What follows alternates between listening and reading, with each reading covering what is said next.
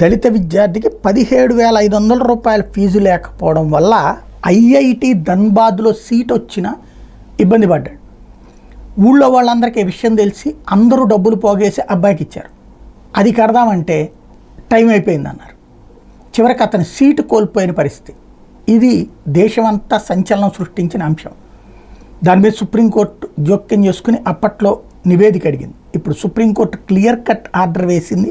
ఎందుకంటే యావత్ భారత్ సమాజం అబ్బాయి వెనకాల ఉన్నది.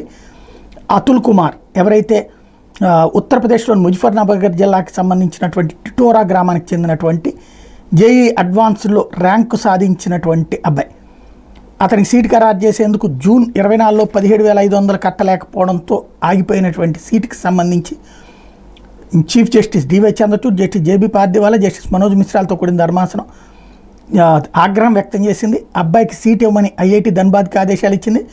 ప్రతిభావంతుడైన యువకుడిని రుసుము విషయంలో సీటుకు దూరం చేయడాన్ని అనుమతించలేమని తేల్చి చెప్పింది. బీటెక్లో అతను ఎంపికైన ఎలక్ట్రికల్ ఇంజనీరింగ్ బ్రాంచ్లోనే సీట్ ఇవ్వడంతో పాటు అతనికి హాస్టల్ తదితర ప్రయోజనాలు కూడా కల్పించాల్సిందేనని తేల్చి చెప్పింది.